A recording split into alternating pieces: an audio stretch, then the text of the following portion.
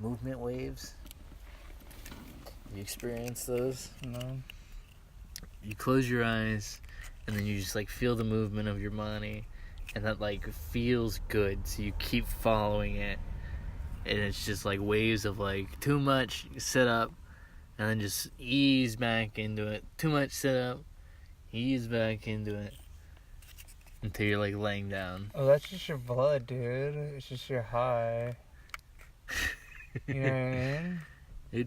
It's fucking great. I love it.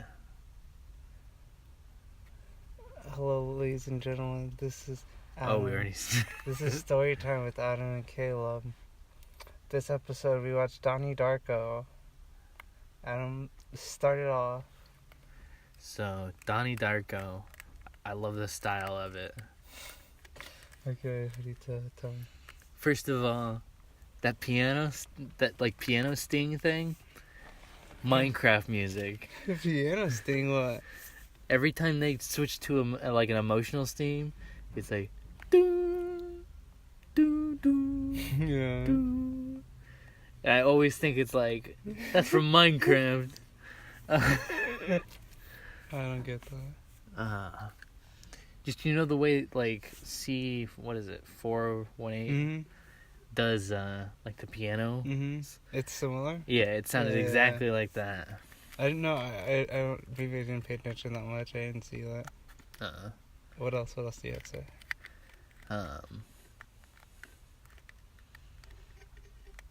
Fuck. It's trippy, right? Yeah. Do you have a lot to say or nothing to say? You can't.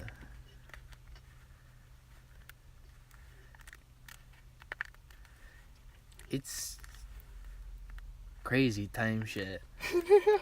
It like mixes time and theology. It's like, yeah, we're in like a time loop. Like that's sort of a sci-fi atheist perspective or like religious event. And then it's like, no, there's God's true path out of this. And God's true path is him like letting the airplane engine fall on him so that his universe dies or something like that. Yeah. What I was gonna say is, okay, you're gonna love this then. Next week we're gonna watch a film called Pi, okay?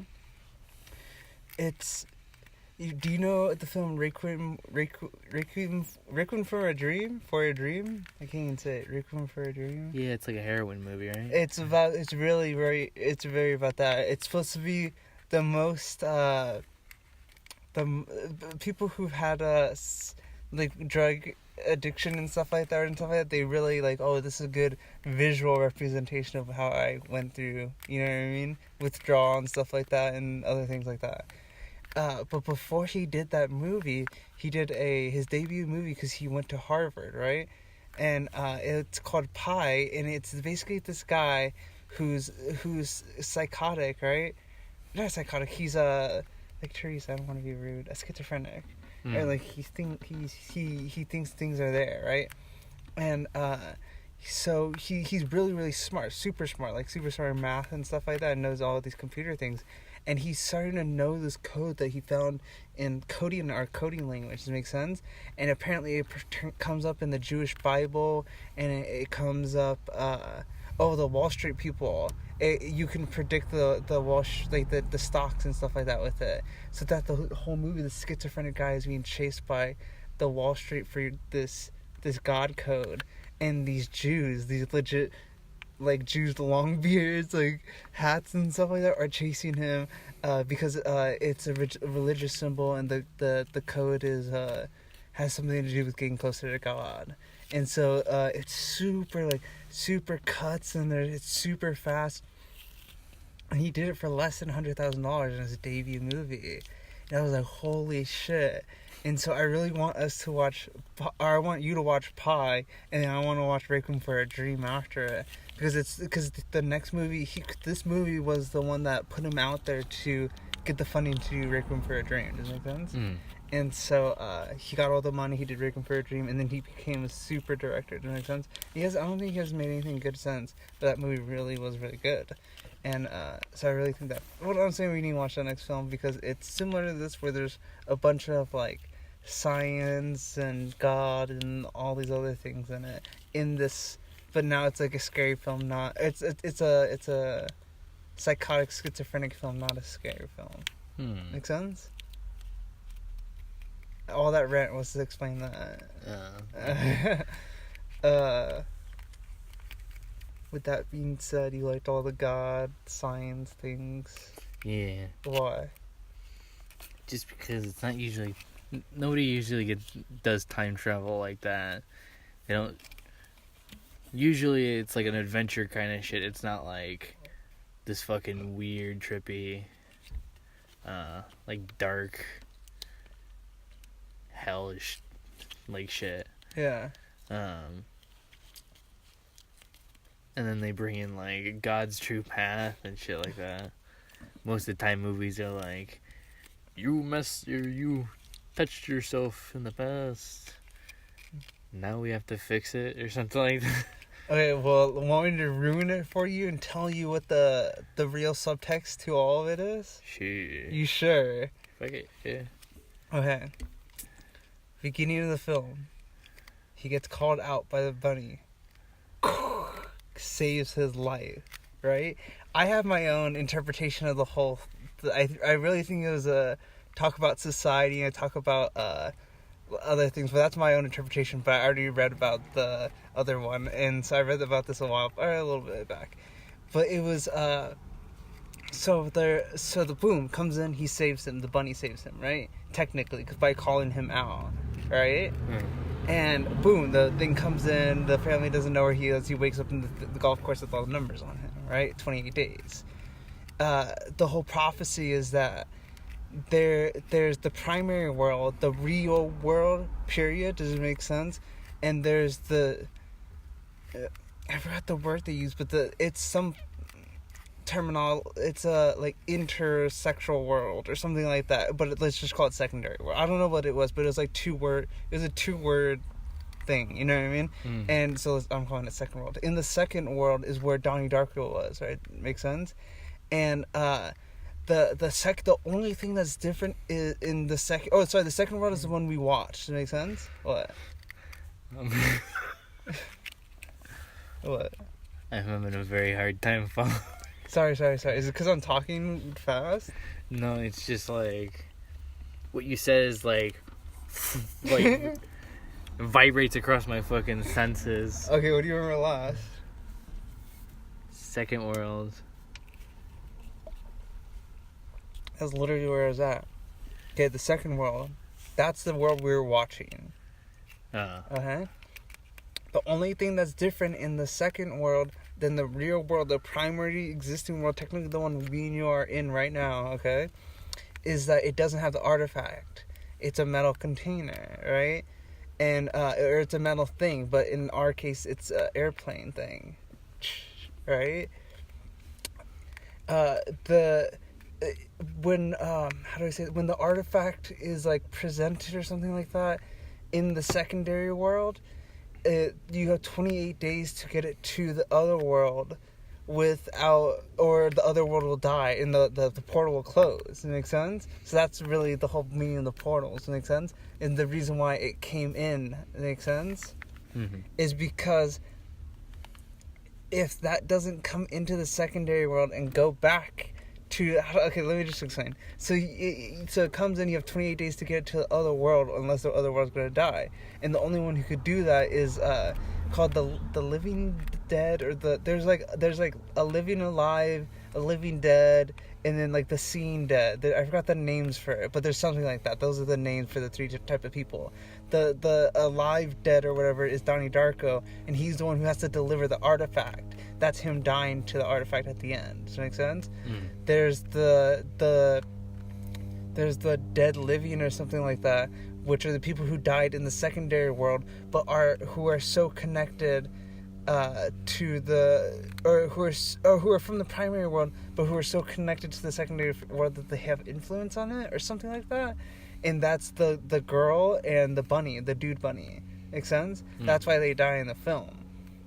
It's because they're the ones who are supposed to, in the whole thing, in the whole prophecy or something like that. I don't know if it's a prophecy, but they're the one who are supposed to help the Donnie Darko technically, bring the artifact to the primary world. Does it make sense? Like, they're the ones, like, if you know, she had to die for him to go back, you know what I mean, and kill himself, knowing that she's gonna live in the next life. Does it make sense? Yeah. So that's the whole reason she died, is because she's supposed to die so the plane artifact can go back to the primary world. Make sense? And that's by him getting executed by the plane. With that being said, there's another type of people. Who are the third people?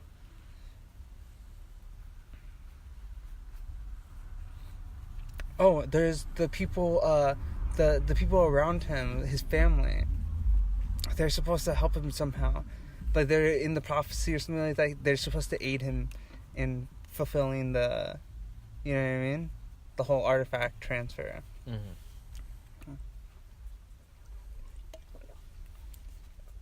I'm saying a whole butch job of it, but that's essentially what the whole subtext is. Is that this kid is technically having to go through all this school drama or whatever, I don't even know, and not even school drama, like mental drama, and, like, you know what I mean. He has to go through all this shit just so the artifact can be transferred to the other world. You know what I mean? Yeah. And it's not said at all, and that's why the director had to explain it, like, years later. Does that make sense? Well, he didn't have to explain it, but he wanted to explain it.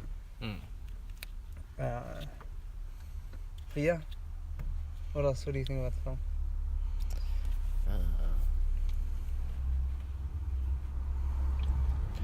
I like that his parents were, like, cool people. With the tone of it, you'd think that they'd, like, villainize them or something like that. But his dad's, like, really cool, I guess. Yeah. Okay, well, let me explain. So, that's how I started to analyze it. I read into it today, so that's why I have something more to say about it. I started to analyze it in this way, because you remember the Bush? And she, by the way, the first line she said is, she's like, I'm voting for, Cookerius, or whatever his name was, the second president who's going against Jeb Bush Sr.? Bush Sr.? Okay, well, after Reagan, Bush, Bush we don't like?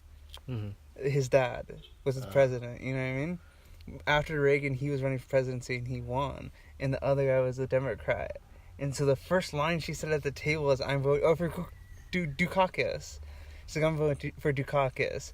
And they're really Republican, because this is after Reagan era where everyone loved Reagan in America. And so they're like, what? Like, you're voting for Dukakis? She's like, yeah. And that's why I hate this film. It's because I started analyzing it as this liberal film. Does it make sense? And it's extremely, it's like shitting on all, it's like super postmodernist. Like, I could really sit down and show, like, a whole postmodernist lens over there, and show, like, how they, like, think nihilistically and they don't take empirical data as truth, and, like, all the postmodernist tropes, you know what I mean? They don't make anything new. Everything they make is a replication of the past. What else? They're nihilistic, you know what I mean? I can point that out all in the subtext, as a subtext, or as a lens of the film. Because that I started reading into it, and that's how because he made this in 2001, and in 1988 that's where he grew up, was where he filmed, and he really wanted to make this personal film about where he grew up, but also all this weird shit, obviously. And so that's where he started, and he said when he was passing around in Hollywood, they really liked it because it was progressive and it was liberal. You know what I mean? And that was my when I was watching it, I'm like, that's why they liked it? Like, that was my problems with it, you know what I mean? And, so yeah, so that kind of reaffirmed that there was this underlying, you know what I mean? Liberal, progressive, postmodernist subtext to it. Yeah. Yeah.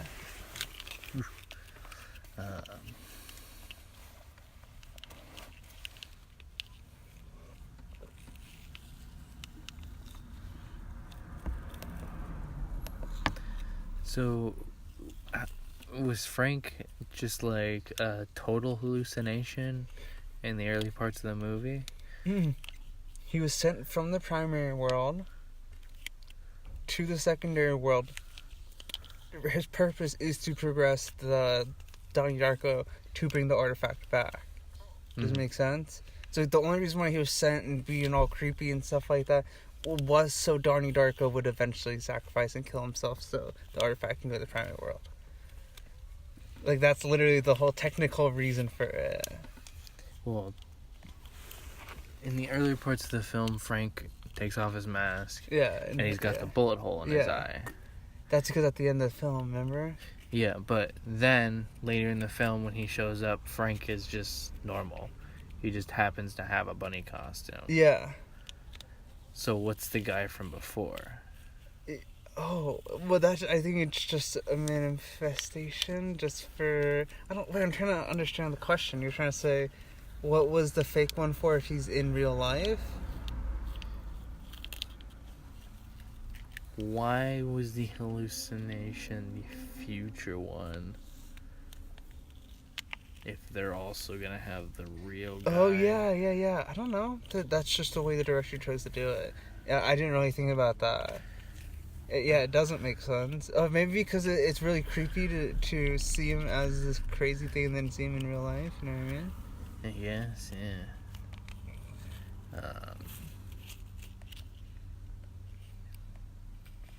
What? Oh, okay. It's the sun visor moving.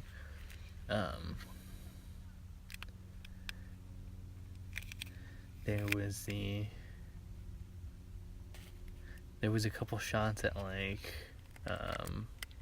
parental outrage and shit like that. What do you mean? They had the line about the second he mentioned God, the teacher said, "We can't continue this conversation."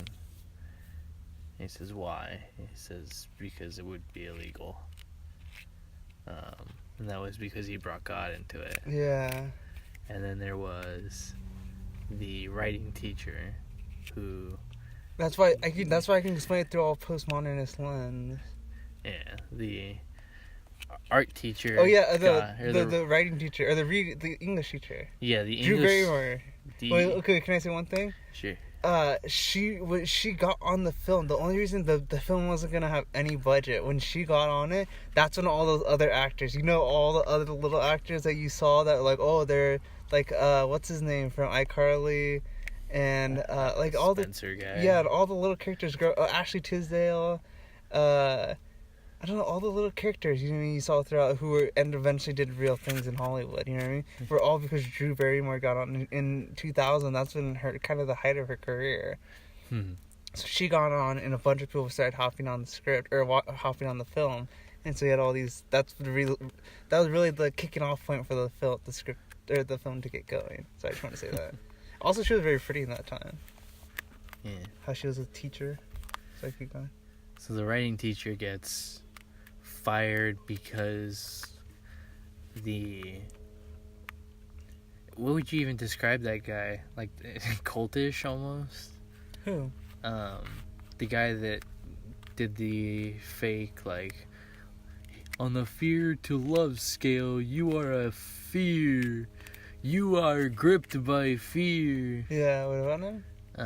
He's the porno guy, right? The guy with the child porn? Yeah. Yeah. She like worships that guy, mm-hmm. and then villainizes the book that they're reading in class that the writing teacher assigned. Okay, I don't remember that, but keep going. So, eventually she gets basically fired for being associated to that and like the way she teaches. Yeah. So that's another jab at like, I guess, the man kind of thing. Yeah, I don't know. There's a lot. What was I gonna say? Oh, I had something to say. Oh, that's what I was gonna say. This is kind of straight off and on another topic. Is that okay? Sure. It's about the film still. But I started watching it again, and I'm like, I hate this film because I wanted to do something not similar to it, but in which, like, a brief history of time, or brief, Stephen Hawking's book was shown. They talked about cellar door. Cellar door is a real thing. It's, like, supposed to be the most beautiful, like, thing ever. You know what? What? When they said that in the film, I, like, agreed with Well, you're like, oh, like cellar door or something? Yeah, I was smoking, too, so I was, like, pretty fucking high. But I'm like, damn, cellar door is, like, beautiful word. Yeah. Anyways, that's a real thing. And just, like, this very, like, underlying intellectual subtext, you know what I mean? Yeah. I always wanted to do that. And I rewatched, I didn't notice that, like, the first couple times. I watched this, like the third or fourth time I watched it. So, I didn't notice that. And now I'm like, oh, fuck, he did it before I did it. You know what I mean? Yeah.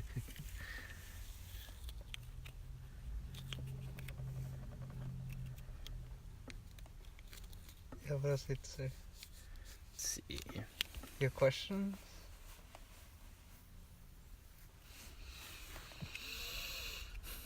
So.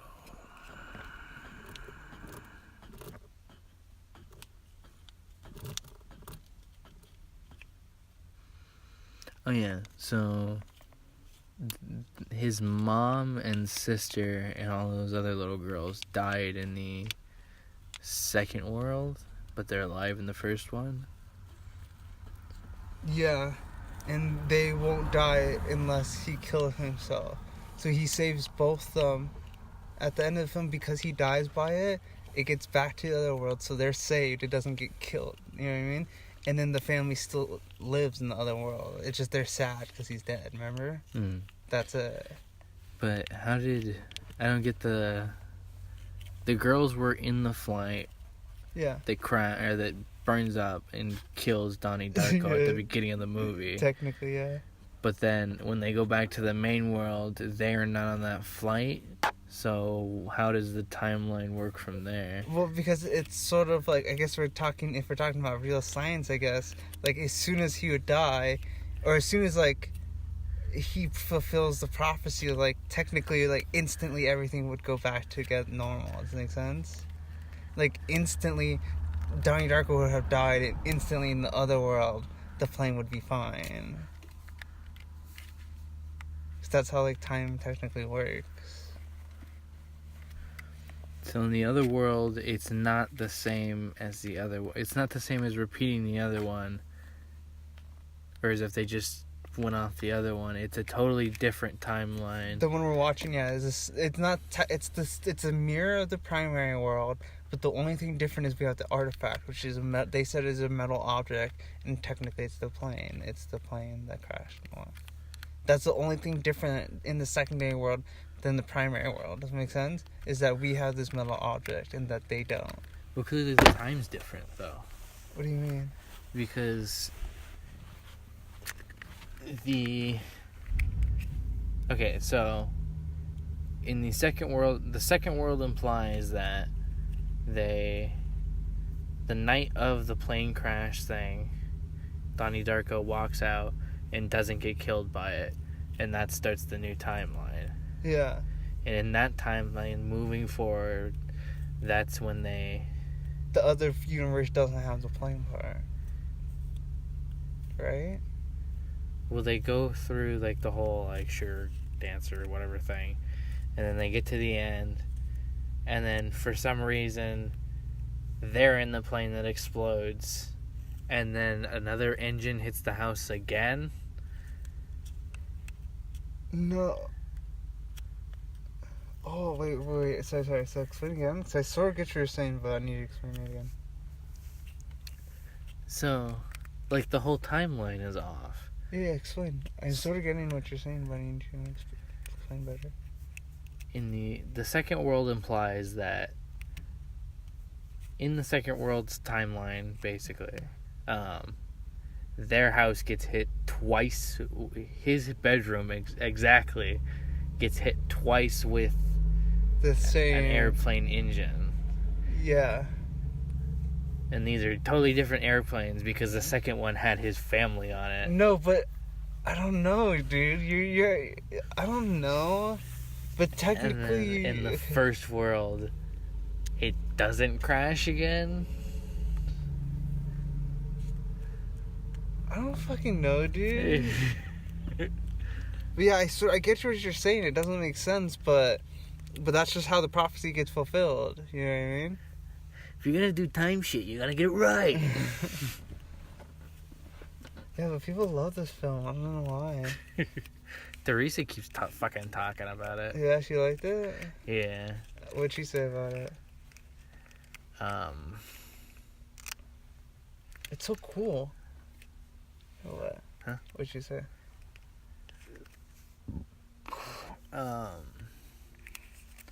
She just talk about like the whole fate thing, the whole plot line of it, whatever. And she'll say like, "Oh, I knew that," and then they told me, and I realized that I knew that. Do you like it? So do you liked it?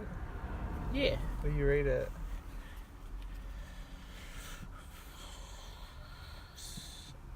8 out of 10, I guess. Did you like Taxi Driver? Yeah. Which one do you like more?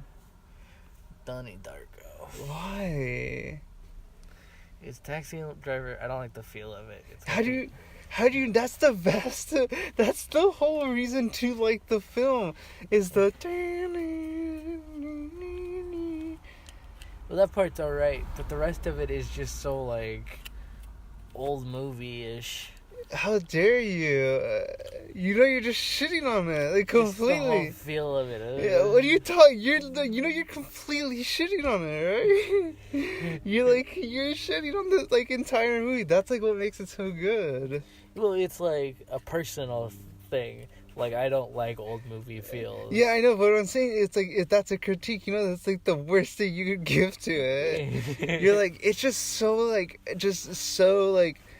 old. I like the way I view it, it's like it's timeless, and you're like, it's just so old, you know what I mean? I feel like that's the worst thing you could say about it.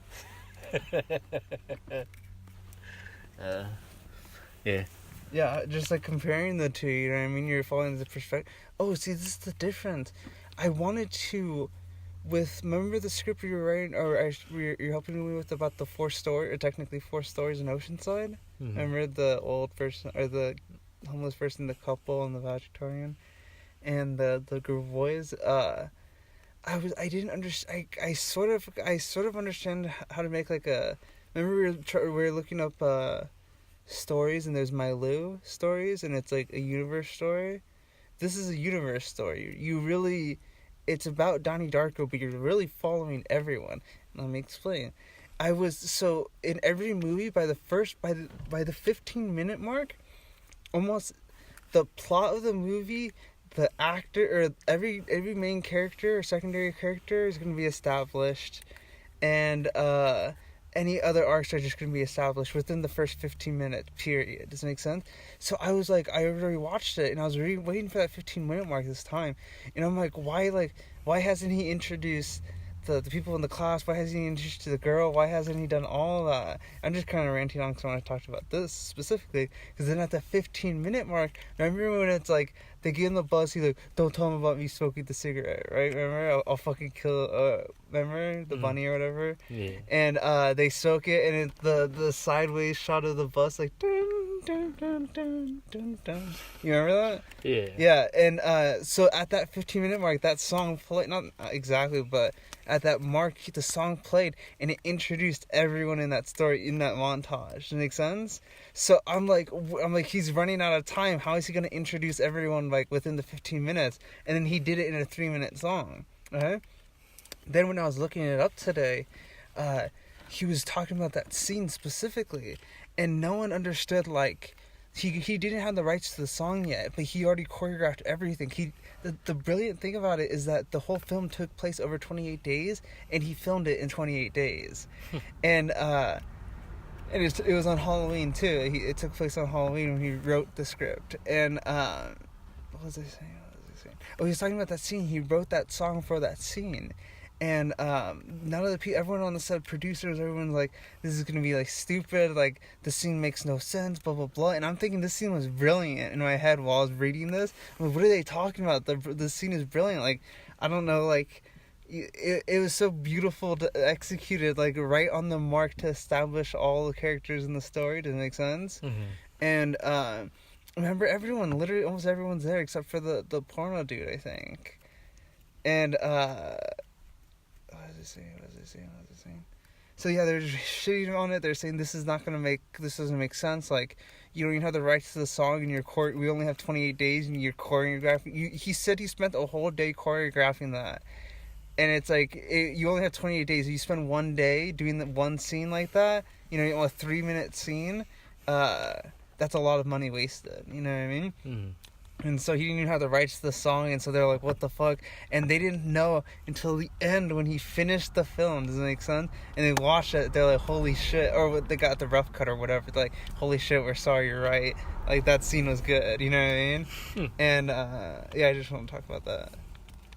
Yeah. It was very beautifully shot. Did you notice that? Did you notice some of the cinematography? Which scene is it again? Wait, when is it?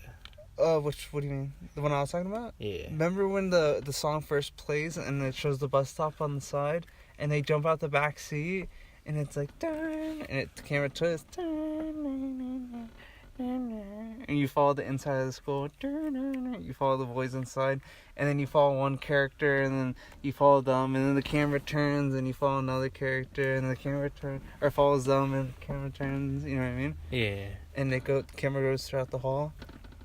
That's it. Okay. So yeah, I was just saying, like, I when I was watching it, you know what I mean? I was like, okay, I already told you this, like, when he's gonna do it, and I just thought it was so, like, beautiful, and it's just so, I didn't understand how people could question it, you know what I mean? Mm.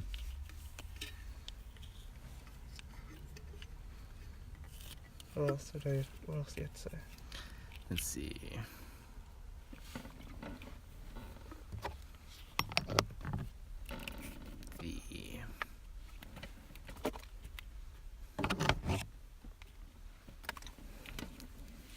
Apple of my eye. There's gonna be something I thought about. I'll talk. What questions do I have? Oh, I've already told you. All these films that we were watching, some of the greatest films talk about film or have film implemented in it. Okay, that's, if you want to know if it's a good film, somehow film is going to be squeezed into it. Remember when he was talking about the wormholes with the teacher, he started talking about Evil Dead, or he started talking about whatever movie, and then they went to go watch Evil Dead, the movie theaters. He talked about Smurfette, remember? That's like just what film talks about, like stories and stuff like that. And if you want to see, like in the top 100 greatest films, they'll all have some type of film implemented in it. So, I don't know, if you just want to know, like, a good key factor, a shitty film from a good film, like, if everyone's saying this film's gonna be good, like, if they don't implement film into it, I don't know, usually it doesn't make the cut, you know what I mean? Like, Taxi Driver did it, Pulp Fiction was literally, you know what I mean? What else? Donnie Darko, what other movies? Trainspotting, what else? Of all the films we've been watching. Is there anything else you have to say? So I'll talk about my script. Yeah, let's go to the script. If you think about something, we can talk about that. Okay, so listen. We were talking about the last... You good? We were talking about it on the last podcast. Or on the other podcast we were recording. And, now I can actually talk about it. So, what do you remember? He's stuck in a car. I said I want weird shit happening. What do you remember? Someone's in the trunk. I mentioned that earlier. There's a guy that just walks by. Okay. Teenage skating group that like mimic each other. Yeah. Mug Okay. him or whatever. Yeah. Guy goes to get gas. Okay, so go get. That's all you need to know. Okay, so, the teenage mugging scene after that, boom. One of the guy I told you who's walking, who doesn't say anything, he comes. Did I tell you about this? And he scares off the skaters. Yeah. Right? So he comes, he runs in his car frightened, right? He gets in his car. Did I tell you that he starts reading his book about ethics? Yeah. Okay, so he starts reading his book about ethics, and I have to read the book and I have to really choose what page is gonna mimic the next scene, right? And this is what I told you, that the best way to explain this film is that the weird shit is a subtext while the real life stuff tells a story. And so I really want that body scene to be a story about ethics. Does that make sense? So I told you, I don't know if I told you. So the body comes by, drops the body, and there's a single mouth. Does that make sense? So imagine, did I tell you about this? Yeah. Because then that means I told it on the podcast. So there's a trash bag, it has a single mouth, and that's that scene. Then I told you about the banging in the trunk. Yeah. I want this lady to come out, right? And so that's when the scene gets intense, is that he turns around, notices there's a deathly figure dragging the body away. So automatically the way I interpret... No, I don't even interpret. The way the character just acts, I would assume he would just run into his car, because the last thing happened is... The last thing that happened was he was about to get mugged by skaters, you know what I mean? So right now he's just like, fuck it, I don't want to deal with anyone, I want to get in the car, you know what I mean? Mm-hmm. So he runs in his car, he sits in there, and he watches the body get dragged away. Because the very ethics... That's his choice, you know what I mean? That's his ethical choice, I don't know. And so then finally the body gets dragged away. You notice the thunk has stopped, right? And so he gets out of his car, and then boom boom, it starts again. And he's like, oh shit, now I gotta check my trunk, right? So he goes to his trunk, he opens his keys, right? Or he hears it again, dun dun, he turns the key, you know what I mean? Trunk opens, and then I think we talked about this, a jogger comes out. Or just a normal person comes out, right? Yeah. And I already told you about this sort of in the other podcast, is that I want it, now it's no longer, I'm staying in reality, sort of, and I'll explain. After the weird skaters and that body, doesn't make sense. Now this lady in the trunk is weird, right? Why the fuck is there a body in her car? But it's now in reality. Doesn't make sense. So now it's like she pops out of the trunk. She's like ready to fight him, even though she doesn't know how to fucking fight. That's how I interpreted it, or thought about it. And she's like ready to fight, and like she'll like swing at his chest or something, and she won't hit him very hard. I forgot what I wrote, but something like that. She'll just try swinging, and he'll dodge. And he calms her down, and they talk, and then that's when they discover, oh, she just went on the jog 10 minutes ago, because they look at the watch, you know what I mean? Mm-hmm. And she's like, what the fuck am I do? What did I write? I wrote something kind of good to get her out of there. Oh, what was it? Because this is how I ended it. This is the perfect way I want to end it. Because I don't know if I told you, but this film is basically a exercise on visual emotion. Does it make sense? I just wanted to make this film so I could see how much visual emotion I could create when someone's watching it. Does it make sense? That's it, without saying words. That was my whole purpose of the film. And so I wanted to have this voyeurism scene. Does it make sense? Where this is in the very, very early stages of the film when I just thought about it.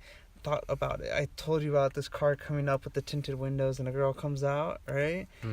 I really wanted to I don't know how to say this without sounding perverted, but like to show someone like voyeuristically looking at this attractive woman, but not as a pervert, you know what I mean? As how do you say this? Analyzing her beauty? That doesn't make sense. But you know what I mean? That's what he's doing. He's like looking at her body, he's looking at her face, he's looking at her hair, you know what I mean? Mm. And it's not that he's looking at her as if he's a pervert, he's looking at it as if she's a goddess. Does it make sense? Mm. Okay, and that's why I just want to show that's why I just want to give visual emotion off. And then I don't know why I should not go on to that part, but I wanted that scene in which there's this voyeurism, right, where he's not being a pervert, and I want to try to give off visually that he's not a pervert, but he's admiring her beauty. And so I had that scene in the back of my head, and I didn't know how to put it in, so now I understood how to put it in. So if I put this lady in the trunk, and it's super reality, right, and I want the other girl to smoke with him, the girl, the beautiful girl, and that's the whole reason why they start talking, right? So I had this I had this thought where she has a lighter in her pocket, and she says, I don't know why, but I thought it's very easy to give me a pencil, paper, and a lighter, you know what I mean? So she just goes and writes something, right? She lights the paper on fire, and then, like, we watch the paper burn, and she's gone. You know what I mean? And so he's like, okay. And you look down, it's just a lighter. And he's like, okay, he fixes a lighter, right? Mm-hmm. All this weird shit has happened. She didn't hurt him. Does it make sense? Or didn't threaten him at all. Does it make sense? Or she wasn't very threatening compared to the rest of the interactions. So he just brushes it off, sort of. That's how I interpret it, or thought about it. I keep saying interpret. And so he brushes it off, goes in his car, and what does he do? Oh, no. Does he? I think I wrote right as he, like, looks up. That's when the car, like, rolls in. Like, he just sees the car with tinted windows roll in, and, like, slowly just parks across the street, right? And then he just starts heading towards his car, starts to sit inside right away, and then right away he, like, rolls down his window and just looks, and her window rolls down. And this is the whole voyeurism scene. Now I can just go into the scene that I wanted. Does it make sense? Because the other scene was so close to reality. Does it make sense? And the only weird thing that happened is she just vanished. Does it make sense? But it wasn't, oh, there's a body and he got dragged away and I don't even know what the body looked like. Oh, it wasn't these skateboarders who were beating me up. Does it make sense? It was a very normal scene, but still weird. Does it make sense? So it just helped. I think that scene's perfect because it just helps roll into the next scene, right? And that's when the girl comes in. She comes in. I have the whole voyeurism scene where she's admiring her beauty, right? And what was it? So this is now after I watched Taxi Driver. You know the blonde girl and the 12-year-old girl? I was watching this other like video or something, or video essay, talking about that, and he wanted to explain the goddess whore complex. It's something that Sigmund Freud came up with, saying that, like, men, like, look at women as goddesses until they do something to be or like virgin goddesses or something like that. Have you heard about that? Have you been listening? Virgin. Okay, men virgin look at goddesses. people look like virgin goddesses. Okay, yeah. Have you heard about that? That God. There's Sigmund Freud came up with something called the virgin goddess, the goddess whore complex, in which the goddess is a virgin. She's seen as beautiful, pure. You know what I mean? Super nice. You know what I mean? But she doesn't want to have sex or whatever like that. While the whore, like the little girl, just whores herself. She's willing to, you know what I mean? She's the complete opposite of her, and it says that it's something inside, because we're trying to follow the perspective of Robert De Niro. Does it make sense? And Sigmund Freud says that's how men look at women, that we either have this whore complex of them or this goddess complex of them. And so that's why Martin Scorsese put that in the film. Does that make sense? So I'm like, how can I put that in my film? Does that make sense? So that's when I had the voyeurism scene. So now this is my idea, is the voyeurism scene is a visual representation of the goddess complex, in which he thinks of her as a goddess right now visually until she comes over. Now she's acting like a complete whore, right? So right away, what did she do? Oh no, this is what happened. So he finds the lighter on the floor. He goes in his cabinet. He grabs a carton of cigarettes. He's about to smoke outside. He puts a cigarette in his mouth. Then the girl's car comes. Does it make sense? So now he's sitting there with a cigarette in his mouth, admiring this woman. Does it make sense? She comes over. She rolls on the window. She's like, "Oh, do you need help?" And, like, right away he's like, "Yes." Like, he's saying he wants help so she can come over, basically. And so the cigarette's still not lit in his mouth. She comes over, and now it's complete whore. And she's like, "Can I have a cigarette, Mr. Lonely?" That's what I said. And because he talked about how lonely he was earlier. And so he hands her he gets the carton of cigarettes, and she opens her mouth. And he puts the cigarette in her mouth. You know what I mean? It's very promiscuous. Yeah. And so he puts the cigarette in her mouth. Then she takes the lighter from his hand, and she lights the cigarette that's been in his mouth. And then she lights hers. So it's a very the way I thought of it was very phallic. You know, it's a very phallic symbol. And so she's being very promiscuous with that. And so as they're sharing a cigarette, she's like, what's wrong with the car? He's like, oh, it ran out of gas. And she's like, oh, do you need help? And he's like, yes, I do. She's like, oh, no. She's like, oh, do you have anyone helping you? He's like, no. And because he wants to hang out with her. And he's like, no. He's like, oh, do you need help getting gas or something like that? He's like, yeah.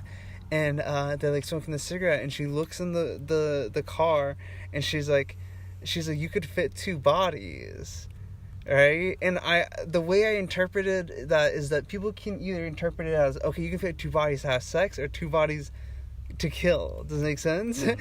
And then he's like, he's like, well, a trunk can fit 1. Mm-hmm. And so he doesn't understand that she's trying to be you know what I mean? And she's like, yeah, you could probably fit him lying down, and he's still not catching the signals. And what did she said something along the lines of, she's like, oh, let's go in the car, right? Because I needed her to get out of the scene. Does that make sense? So I can end the film, basically. And so I imagine that she's just in a hurt. She realizes, oh, I have to fucking go, basically. Because that's how if you go, how do I say this? When I think about other films where this girl just comes into this man's life, doesn't make sense, for a brief time, it's always like she comes in and she has to leave right away, and he falls completely in love with her in that short period of time. Does it make sense? So that's what I try to set up with her. And so she comes over, helps him, and she goes all the promiscuous stuff outside the car. They go in the car, they get closer, right? And they're getting more intimate, you could say. And it's not completely kiss yet. It's like very close, right before the kiss, right? And she's like, wait, what time is it? He looks at his watch again, because we've already seen his watch 2 other times in the film. She's late. You know what I mean? And she has to go. So she goes in her car, she writes down her phone number or whatever, she hands him the note, and she gets in her car, he's like, what's your name? And she says, I'll talk to you soon. She gets in her car, she drives away. You good? Okay, right as she leaves the scene, you hear, stomp, stomp, stomp. And he's like, oh shit, I should have said he came out of his car. He's like, oh shit, I need to get back in my car. Because, you know, all this weird shit has happened. So he's like, let's get the fuck back in his car. Stomp, stomp. What? No. He, like, gets low in his car.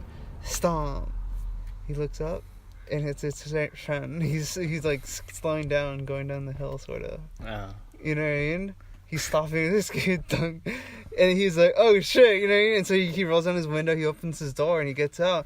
He's like, dude, what the fuck took you so long? And I end up the film, last 10 pages. So now it's like, the whole purpose of this was the first 15 minutes, I want to sell that nothing's going to go wrong. Does that make sense? I'm basically taking them on a visual roller coaster. That's all I'm doing with this film. So I want to sell the first 15 minutes that nothing's gonna go wrong. They're just gonna have their smoke. Does it make sense? Mm-hmm. And I established the first 15 minutes, all the characters, the goals, and the one character stuck in the car within the first 15 minutes.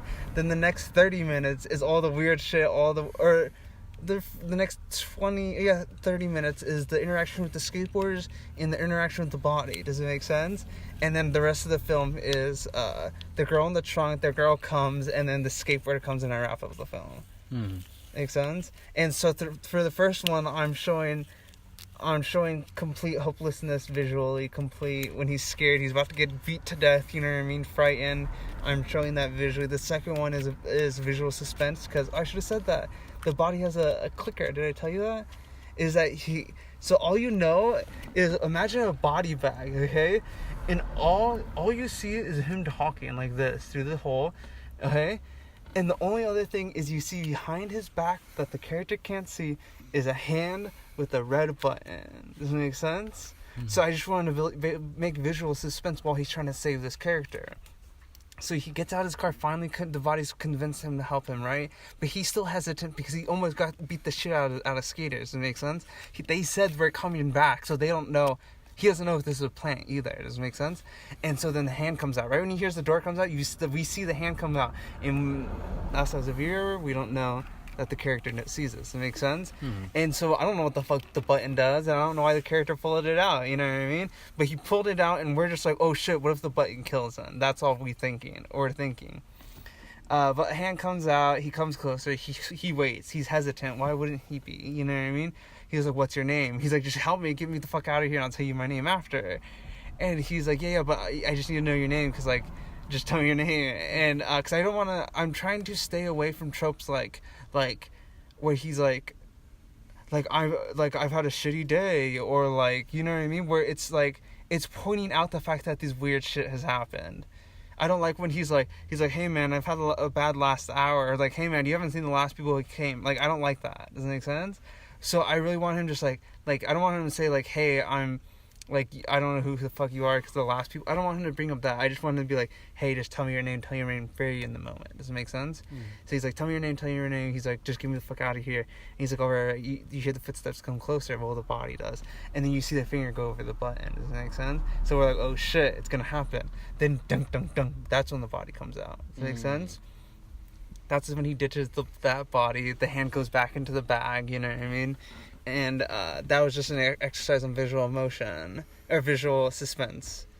And then the body is to bring him back into reality, so I can go into the voyeurism scene and go visual voyeurism, basically. That's the whole point of the film, is just to, you know what I mean? So yeah, so I'm happy. I'm going to finish it up probably. I'm going to just try to grind it out this weekend, and I'll probably bring it to you again, or talk to you again next week. But next week I meet those filmmakers I told you for the 48-hour film festival. You know what I mean? North San Diego. So I'm hoping that I can get my hands on one person, you know what I mean? And then hopefully a bunch of extras, right? That's all I know I can film a lot of those scenes. You know what I mean? All those scenes in the car, all those little things by himself. I could get like 30 minutes of the movie done with just that one character in the car. Does it make sense? 30 minutes of the movie done. And the other half of the film would be other people coming in and need other characters. What I'm saying is that if I get one actor in my car, you know what I mean? That's what I'm going to do. I can do a lot of the film. And then I could just use anyone else and just get as many people as, because I only need someone to play a body, and that body can play the person walking, because I still can do something with that. I don't know yet. You know, the person who walks back and forth. Oh, that's what happened. I didn't tell you. So when she's leaving and she writes down her phone number, remember that? Yeah. Okay, she writes down her phone number, right? Hands him a note. She says, wait. She opens her mouth, and she hands him a key. Right? That's it. That's all we know. And so she gets off. He gets off his car. He's like, wait, what's your name? And she's like, I'll talk to you soon. Because he has his phone number, right? And I don't have it disappear or anything. Like, he still has her phone number. And she drives off. That's when I told you she fades out of the scene. And that's when you hear stomp, stomp, stomp. He gets in his car. You know what I mean? And, where was it going with this? What was the last thing I said? Stomp. No, but like to bring this up.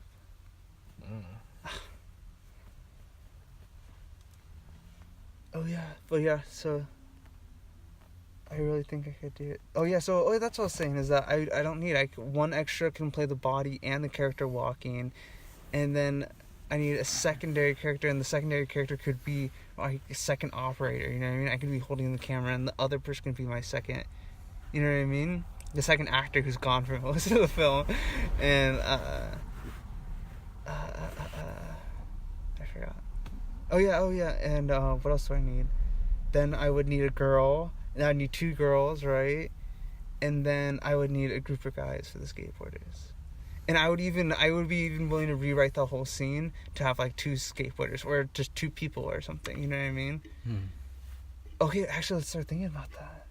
How could I rewrite that skateboarder scene?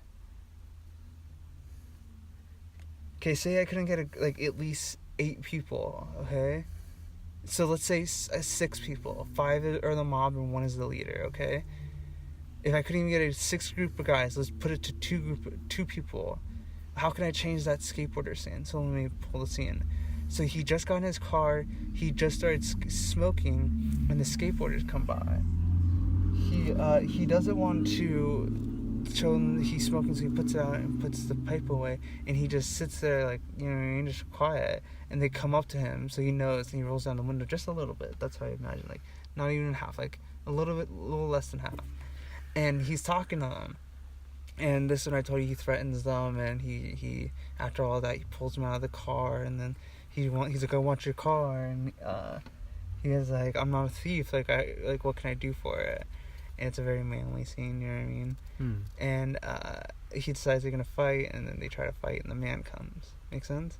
So now the whole purpose of that scene is because I want to show this man having to fight for his life visually, basically, you know what I mean? That's kind of the whole purpose of the scene. And I guess the kind of like a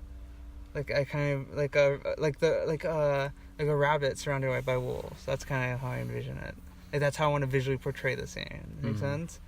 And what was I saying? Oh yeah, so how can I change that, but with less people? So say I have him and just 2 other people now instead of 6, and they're not skateboarders, or what are they? They're just blank right now. Think of something just outrageous. You already know, baby in a van. Like a van comes on and just drops a baby. It can be that outrageous. Just something that's similar to it. That's that. Are they still gonna be like mugging him, or? Or yeah, but something in which I told you, in which there's like a bunny surrounded by wolves. But just I can't have a group, and it's no longer a group of wolves. It's 2 wolves and 1 bunny.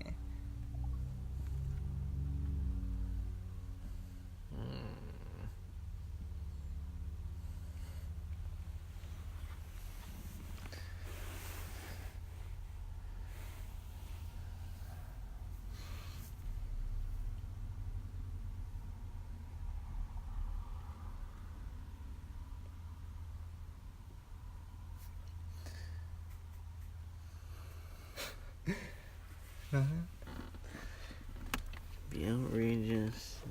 Come on, use those atoms. Do you think you should took shrooms? Honestly, probably. Really? Yeah.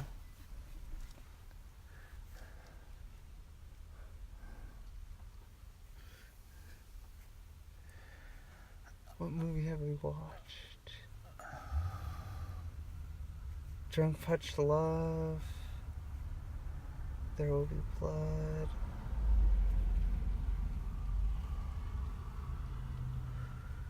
Why did Adam Sandler always wear Hawaiian shirts? What if I change him to Mormons? Yeah? Hell yeah. Okay, so it's very still out there, right? So instead in the very beginning scene, I establish the Mormons as, or not the skateboarders, I establish it as 2 Mormons, like, hey, we like your car. Do Mormons like cars? Like, no, not to be like fucked up, but I don't know their religion, you know what I mean? So like, are they against cars, or why do they drive bikes? You know what I mean? So I'm not gonna say a Mormon likes the cars. They don't like cars, you know what I mean? It's like Amish. It's like saying like an Amish likes cars, you know what I mean? Actually, I found out that the Amish don't not use technology. They don't use technology like frivolously. Oh yeah, I know. Then they use tiny stuff. Like they'll use computers, Oh, but it has really? to be like for the colony. Like education or something. Yeah, it has to be like for the colony that they're doing it. They're probably like in the 90s. Huh.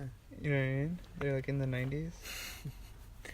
I also found out that they had to start putting lights on their caravans because they'd be going like 25 on like a 65 road, and some guy would come past and like fucking kill them just because they'd crash into the back of them. So legally, yeah, so they had to put blinkers on. The feds came in and fucked their lifestyle up. They can't live electronic free. The feds have to fuck it up. Yeah. I'm just kidding. Wait, hold on. I wonder how you convince like people. You know what I mean? Like, people who don't like technology, be like, hey, like, you say they like frivolous, or they'll use it frivolously, but I'm saying, like, say they don't like it completely. And it's like, how does the feds come in? They're like, hey, fuck what you guys say. Gotta put some lights on those caravans, you know what I mean? You know what I mean? I wonder, like, what they think. They're like, fuck this, I gotta put fucking lights on my car. Honestly, they probably just make them build a road. No, fuck that. Because then you'd have to, like, cause how do you make a whole road for one people? It's on their land, then. Huh? Wait, is that their land? Yeah, I know, but they have to go to and from town and stuff like that, right? Yeah. Anyways, back to the script. So yeah, I think I have it wrapped up. And what I'm hoping is that if I can do this car script, I can pull 2 people from them and do the other script that I wrote, the 2 people walking, and just rewrite it for 2 people. You know what I mean? Or rewrite it for whoever 2 people I get. Because right now it's for 2 30-year-old men. So say I get a 30-year-old man and a 20-year-old man or something.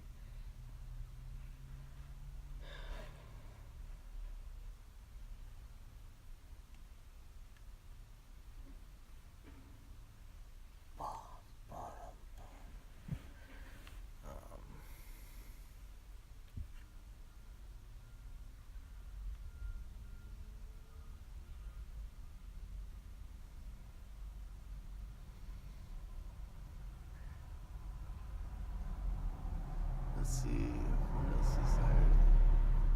What time are we at? 1 hour. Thank God. Yeah, that's script. I think I can do it.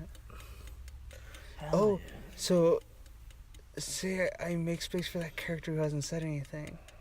What's the weirdest thing that can come out of his mouth? Which one? The one who just walks by. That's the film. See you around. He just says, see you around? Yeah.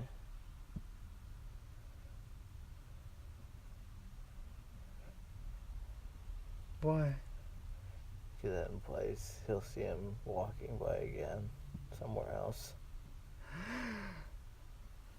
Okay. So when should he do it? When should he finally go up to him?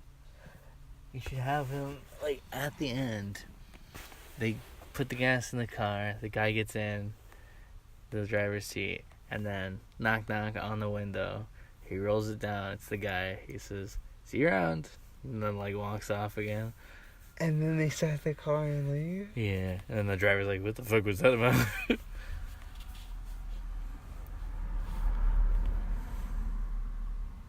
Does that... Because I'm trying to think, it does keep up with the weirdness, but still in reality, you know what I mean? But I don't know, I had to think on it. I kind of like it. What else would he say? If I don't want him to say that. Or something similar.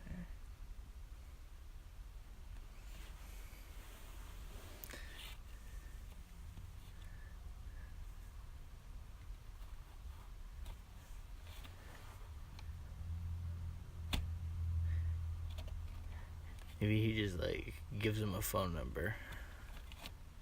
No, that's what I was thinking, is that I saved the key part for him. Does it make sense that he, like, opens his mouth and hands the key to him? You know what I mean?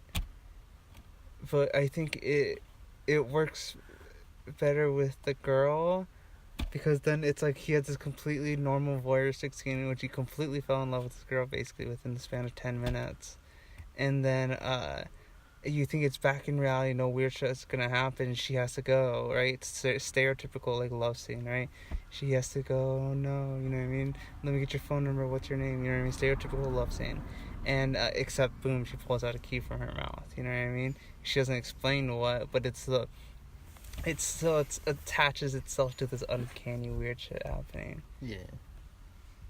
And with that being said, if I want to save that scene for her, so what can he pull out of his pocket that, like, any it's not a key, it's not a lighter, what else? It's just something small, like it has some type of symbol that's easily accessible. Anyone can get it. Not a coin, a paper clip. What else? A bag with a hole near the mouth. No, because I don't want to connect it to the story.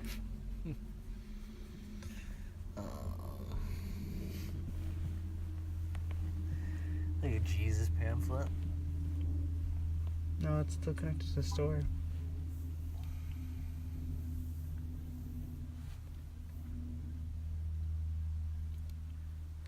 You don't want it to connect to the story. No, yeah, it just has to be something weird. And something small. Something symbolic.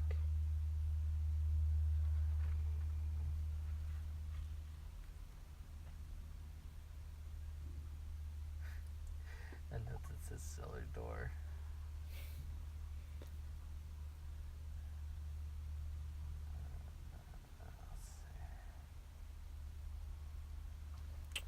What small things are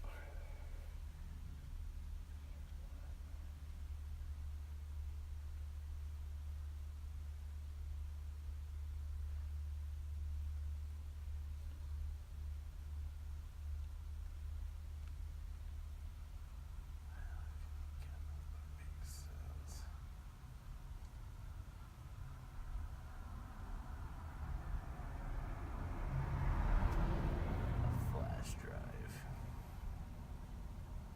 Okay, I like that because it's backed realistically. Okay. Does he find? He doesn't find out. We don't find out what it is. Imagine a scene at the end, just the very end. He plays it, Yeah, you just see him stick it in the computer. but you don't see him watch it or what's on it. Depends on if you want to think of something to put on it. I know, but that seems so stupid, right? Because the whole scene, the whole movie is a visual exercise of emotion, or like a visual exercise, or an exercise of visual emotion. There you go. And then it ends with this like weird computer scene. You know what I mean? I just think it's very like, okay, so it's like, what's the point? You know what I mean? Yeah. I still think what's the point right now when they just drive away and the movie ends. But I feel like if I tell people, oh, it's just a man in a car, that's easier to explain than it's like, oh yeah, it's a man in a car, and then there's this scene at the end. You know what I mean? Well, if you don't want it to connect to the story, it's gonna come off like that. Like if something just randomly happens. But I'm saying the whole point of the movie is about a man stuck in a car.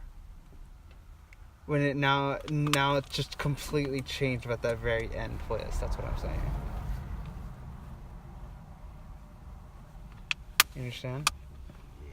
So say it's still USB. He just takes it. What does the USB look like? It's like a Dora USB or something. Or like what? Teenage Mutant Ninja Turtle or SpongeBob? Santa Cruz skateboard. They have that? Yeah, I have one. Okay, perfect. Does it look like a skateboard? Yeah, it looks like a shitty tech deck. I'm missing the wheels on one of the wheels. And then what? He just opens it, and it's a USB. Yeah, you just take the cap off, and there's a USB port. Okay, fine. I like that idea. But what else is there? Maybe he hands him something related to the car gas trouble. Oh, like a coupon for, like a free gas tank or no, that's dumb. I kind of like it, but it's still very much in reality. It's very much weird because you would think this weird character that the whole film, you know what I mean? You think he's gonna, because he's really the most weirdest one out of everything that's happened because he hasn't said anything, you know what I mean? So the fifth time he's finally showed up, he hands him a coupon for gas as if he was listening the entire time. Because you only see him like scenes with the character. Does it make sense? It's never him independently or the character, or like, how do I say this? I don't know. It's not that he doesn't very much interact with the rest of the story. It's just really him and the guy who walks. You know what I mean? You could have it turn out that he was just standing around because he was trying to get up the currents to get over his anxiety and come try to like help him by giving him a coupon for gas. So what, he just comes up shyly? Yeah. Like, just visually, no words, that's it. So he comes up shyly. Like in the background, it'll show him like walk by, stop, look like he's waiting for something or for like an opening in the conversation, and he gives up and walks away again. What do you mean he stops? Wait, what do you mean? So we're in a parked car, they're sitting there about to leave. Well, like throughout the movie, when he appears, it... No, because I just want him walking, I just want him looking. And he's just this presence that's just come in and out of the story that hasn't... He's helped sort of progress the story forward. But, actually, that's what I don't like about this film. It's nothing... it's not his actions that progress the story forward. Oh, it is, sort of. Yeah, that goes because of him. Yeah, but I don't know. And then that... Yeah, I don't like that. There's just stuff that... some stuff progresses forward without his help, and I don't like that. And, so that... what I'm saying... What were they saying with this? Maybe he shows him a picture of, like, the lady's Craigslist escort page, implying that he paid for her to come talk to him. Yeah, but that's too much of a, like, what? Why? What's the point? And then the movie ends? I don't know. No, yeah, I get the idea, but it just doesn't fit with my idea. I can't do it at all! Fine, he just doesn't show up? He just walks one more time by the end of the film and just leaves? He's gotta give him something. No, because that's the whole point. Is that he just sells the weirdness of the film. And then also, if I want to bring something else in, or if I want to give him a voice for some reason, just give him like, I'm not just gonna do something for that reason exactly. Just like what you said is just to do it. I want to do it because I can do something with it. Make sense? Well, you don't want it to connect to the story. But it has to mean something. Does it make sense? Well, what could it mean? Exactly. I don't know. For example, I told you that I like the shy idea where he brings up the coupon because I can show off something like visual shyness. Does it make sense? Like someone approaching being very shy, you know what I mean? Yeah. And that's why I thought maybe I could do that. And we could break away from the perspective of the main character and go to his perspective. Or just something, that's what I was thinking.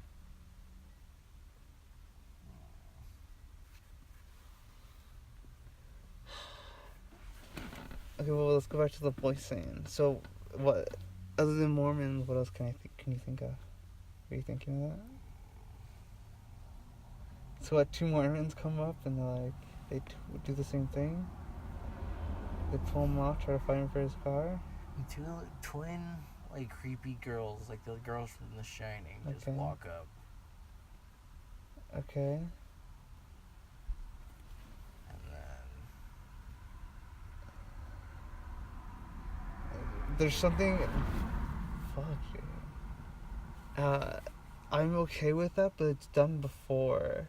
So my only thing is, what can it be done differently? Does that make sense? So how would they present them? And I can't get access to two little girls, but okay, fine. We don't even need to think about that because I can't get access to two little girls. Who can act, especially? Yeah. Good fucking luck. So, but I'll keep it in my reservoir maybe I can. What else? Think about two men or two women or male woman.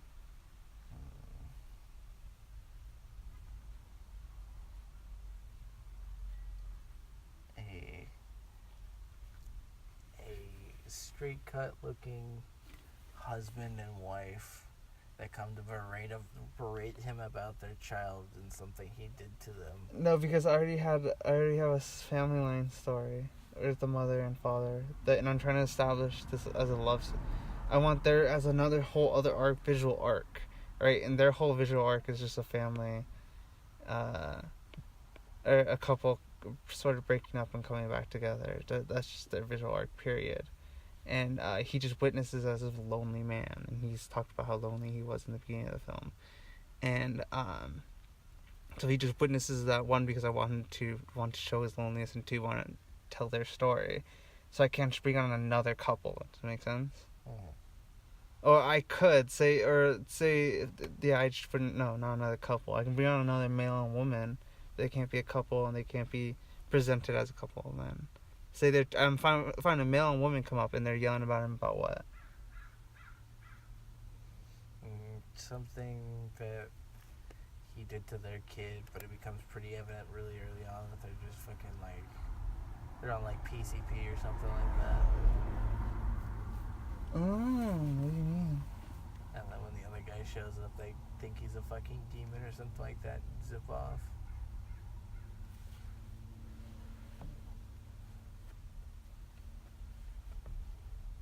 Okay. What else? Take us down. Use those little atom brain receptors. Huh? Use those little atom brain receptors. Shit something out. Okay, I don't think about it. It's fucking junior year. We're in English, or we're in ASL 3. We have assignment due tomorrow. You know what I mean? You're fucking shitting your brains out because you don't want to fail this class. Alright? We gotta think of something tomorrow, right now, because it's due tomorrow, Adam, period. Mimes. 2 mimes. Okay, 2 mimes. They're violent? They turn violent? Yeah. Okay, what? So I show him earlier, and they're trying to visually signal him to come over, and he won't? You know what I mean? Yeah, they're trying to do their act in like the park, or in like a park nearby. Yeah, or just on the side of the street. You know what I mean? They just be on the sidewalk, just walking. I don't give a fuck. Oh, he's like in the car, and then they walk by and try to get him to come out. And it's very visual, yeah. Yeah, so they can do their show, and he just fucking won't. Oh, okay. And then they get mad? Yeah, they get mad, storm off, and then eventually at some point he gets out of the car to like do something, and then they come by, and that's when it's a confrontation. No, because I need that scene to be one scene. I can't have him leave and then have some other scene and come back. Does that make sense? So they come in, they try to get him to come out, and they turn hostile right away. His windows roll down. He rolls down his window, thinking they're friendly, right? Yeah. And then they just reach in, grab the top. Yeah, lock and opens it right away. Yeah, because that's how I had it for the skateboarder. And so he yanks him out. And so what? So now what he's trying to tell him visually, the mime, the leader mime, I assume. Like, I want your car, right?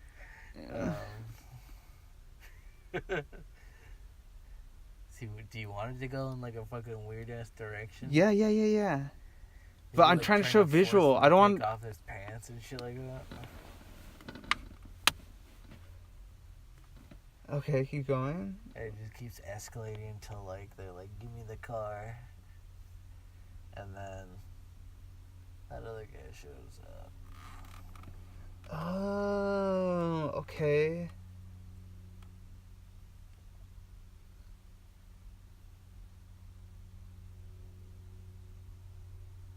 He's like, wallet. I'm imagining this is like, he's mouthing the word wallet. He's like, wallet. Right? And he hands him his wallet, right? And the mind just starts emptying it, right? Of course, I love the way that he's just throwing all the stuff out. And the other mind just looking around to make sure no one's coming, right? And the other character's on the floor. And he's throwing everything. He takes out the money. He takes out some whatever, right? He throws the rest, right? He pockets it. And then what he goes like this. He goes like, he like kind of pulls his like he's trying to go like this. He's like signaling him. You know what I mean? He's like shirt, or what? What would he do? Because he's robbing this guy. Have him like get really like intimate with him. Like he reaches over and like grabs him by the button and like yanks it down a bit. The pants button? Yeah.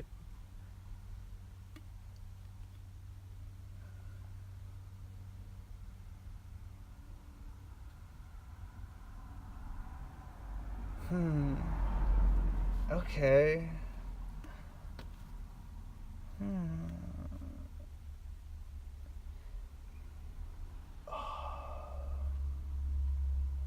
I'm thinking I sort of like that.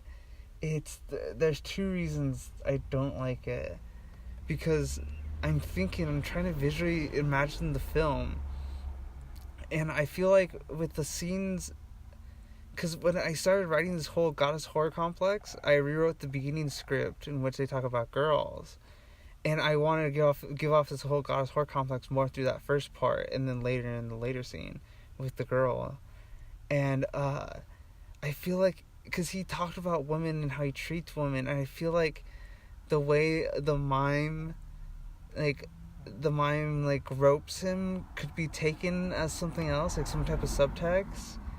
And then on top of that, I don't like it for that reason. Sorry, that it could be misinterpreted. And then I do like it because I really think I could show like visual molestation. Does it make sense?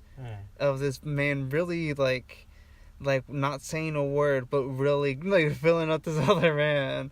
And it's not like he's just searching him. He's filling him up. And it's like I don't need to say he's stop molesting me. I can show it. That's why I like the idea. What? That plant was very strong. No, you haven't eaten. Oh, you did.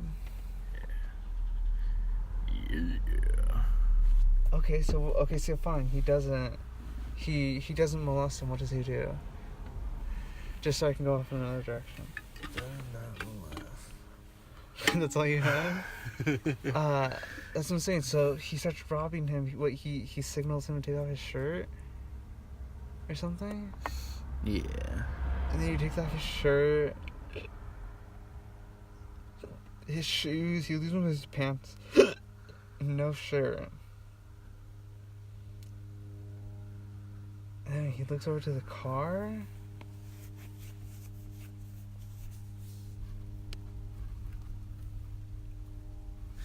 You could have... So... They make him take his shoes off, and they throw his shoes, like, down the road or something like that. Okay. And then they make him take off his shirt, and then you look back to them, and the weird guy is in the background, and he picks up the shoes, and then they get freaked out and leave, and then the guy walks off, and then the main character gets back in the car. Yeah. And at the end of the scene... He returns the shirt? Yeah, he knocks on the windows. No, I don't like that because he's too prevalent in the story.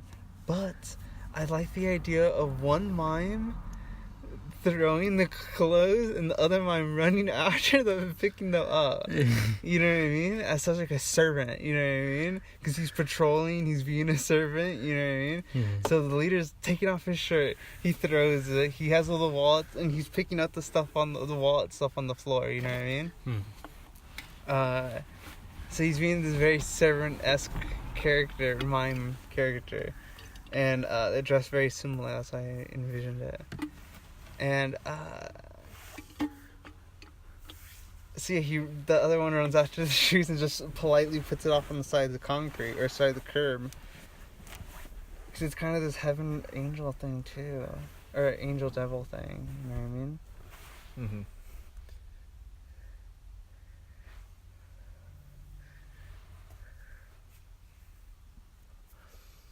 Dude, I don't know where my cigarette lighter is.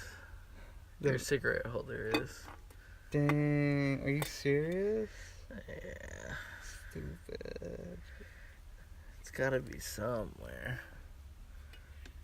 Wait, I'm trying to think of my script. You're changing my thoughts.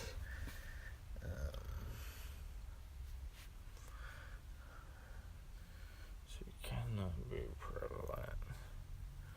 So you do not want the guy in the background to interfere at all during that scene? No, because I very want him established as this figure who just comes in and out, who has no purpose, and he doesn't say anything.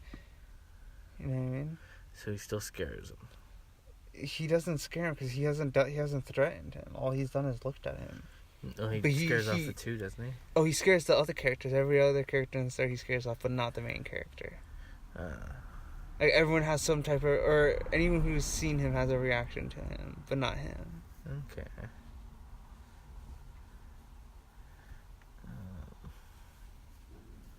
Let's see.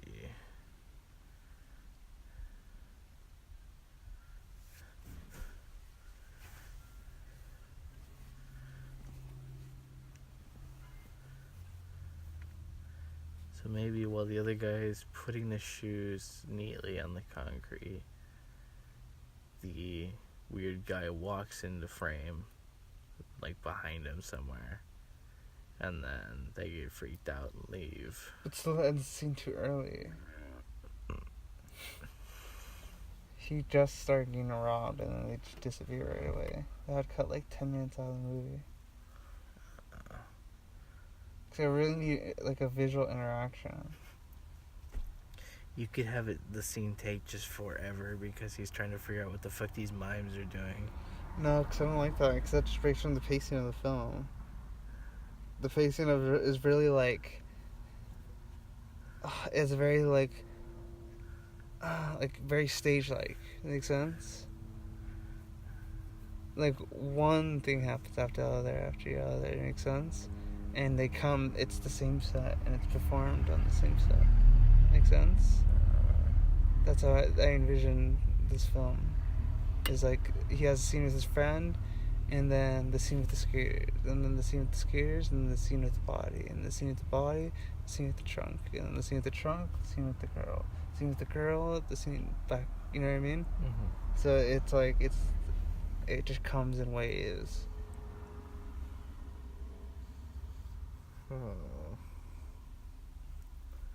So, I mean, what else could you do with a mime scene besides make fun of the fact that they're mimes? That's why I don't need to do a mime scene. I'm just thinking about stuff right now.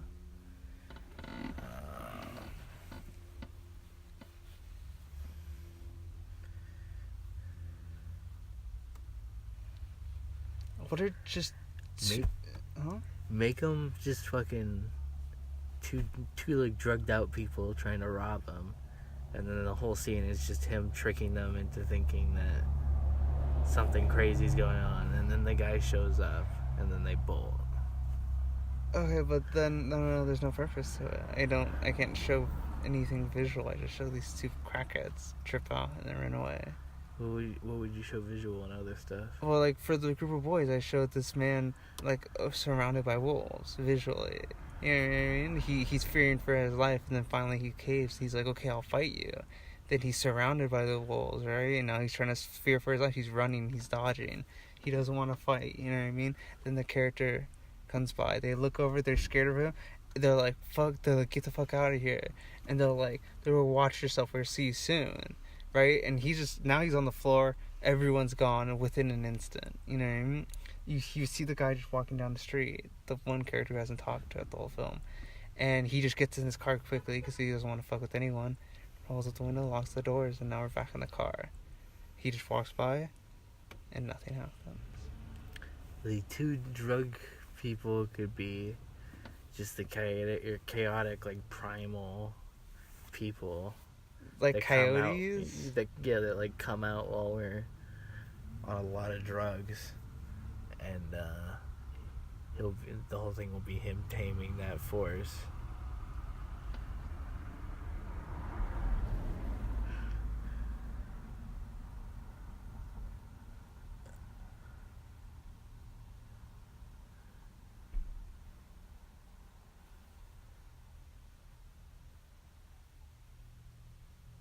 I'm trying to see what I can do with that scene. I don't know.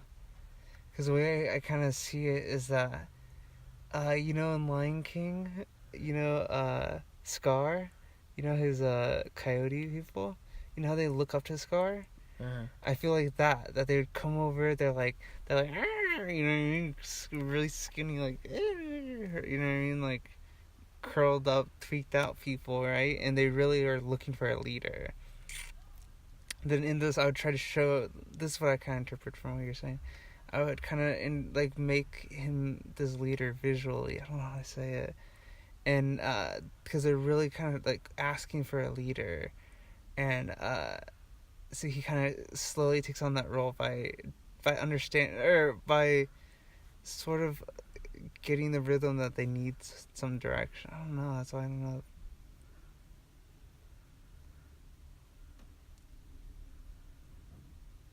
Oh yeah, I just thought of this scene like that.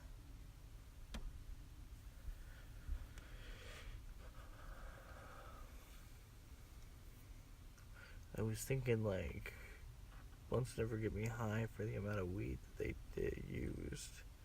But I'm pretty sure that I'm feeling the whole length right now. I'm feeling the whole blunt. Why? Because it's almost to the point where it's, like, uncomfortable to be alive. Do you want to go get food with the money that you owe me? Come on. I took you to get food. Oh, so, okay. So it's fair?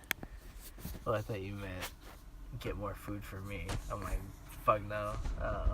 Let's get food for you. Oh, but... You don't want more food? Not really. Alright, fuck it. I don't want to drive either. Oh, damn, we're at hour and 30. We can wrap that up. Especially because you're kind of falling asleep. Yeah, I'm gonna take a fat fucking nap after this. So yeah, I gotta work on that script. I have a good idea, but I don't know. Any last words? Do you have anything to say about the script or no? I like it so far. Thanks. Any last words? Shrooms are nice. I wish I could take them more often. Nah. You don't fucking zanned out. I don't know. Yeah, that's it. No, that's it. You like shrooms? Mm-hmm. Okay, this is story time with Adam and Caleb. We'll see you guys on the flip side.